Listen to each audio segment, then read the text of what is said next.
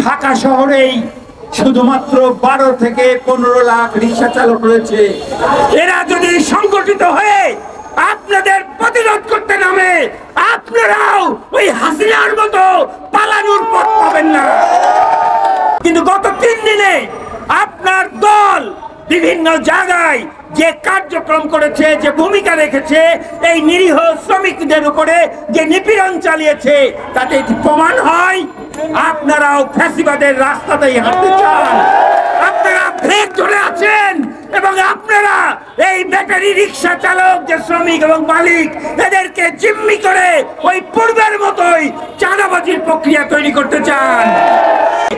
আমাদের অ্যাটর্নি জেনারেলের যে কার্যালয়, তারা কি করেছেন, তাদের ভূমিকা কি ছিল, আমরা সেই প্রশ্ন করতে চাই।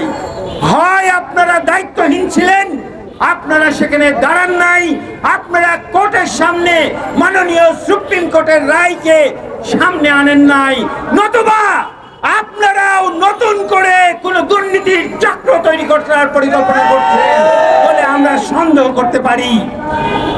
এটি হচ্ছে একটি দিক। আর এই রায়ের পরে আপনারা দেখেছেন যে গত এই 3 দিনে ঢাকা শহরের বিভিন্ন জায়গায় আমাদের এই রিক্সা শ্রমিকরা রাস্তায় নেমেছে।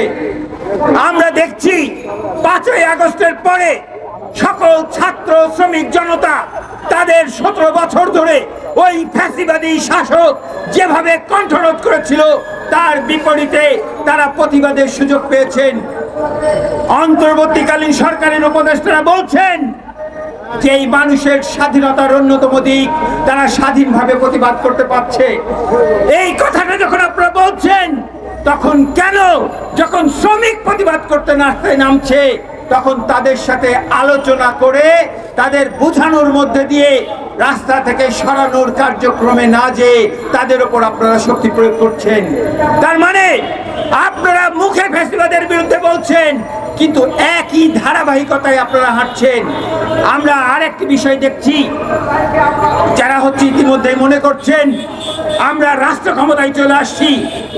আপনাদের দলের প্রধান বিভিন্নভাবে বলছেন যে আপনাদের দৃষ্টিভঙ্গির পরিবর্তন হয়েছে, আপনারা এই রকম জায়গাটি করতে চান, আপনারা আর ফ্যাসিবাদের অনুসরণ করতে চান না। কিন্তু গত 3 দিনে আপনার দল বিভিন্ন জায়গায় যে কার্যক্রম করেছে, যে ভূমিকা রেখেছে, এই নিরীহ শ্রমিকদের উপরে যে নিপীড়ন চালিয়েছে, তাতে প্রমাণ হয় আপনারাও ফ্যাসিবাদের রাস্তাতেই হাঁটতে চান।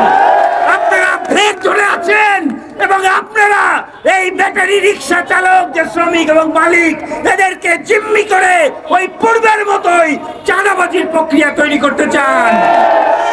আমরা বলতে চাই, ঢাকা শহরেই শুধুমাত্র 12 থেকে 15 লাখ রিক্সা চালক রয়েছে। এরা যদি সংগঠিত হয়ে আপনাদের প্রতিরোধ করতে নামে, আপনারাও ওই হাসিনার মতো পালানোর পথ পাবেন না। আমরা সেই রাস্তায় যেতে যাচ্ছি না। আমরা অন্তর্বর্তীকালীন সরকারকে শুধু এই কথাটি বলতে চাই, আপনারা একদিকে বলেছেন আপনারা কর্মসংস্থানের ব্যবস্থা করবেন, বেকারত্ব দূর করবেন, আপনারা সেই রাস্তায় যান এবং যতক্ষণ পর্যন্ত আমার প্রতিটি ভাইয়ের কর্মসংস্থানের ব্যবস্থা আপনি না করতে পারবেন, ততক্ষণ পর্যন্ত তারা নিজ দায়িত্বে যে কর্মসংস্থানের ব্যবস্থা করে রেখেছে সেইটিকে বন্ধ করার রাস্তায় হাঁটবেন না।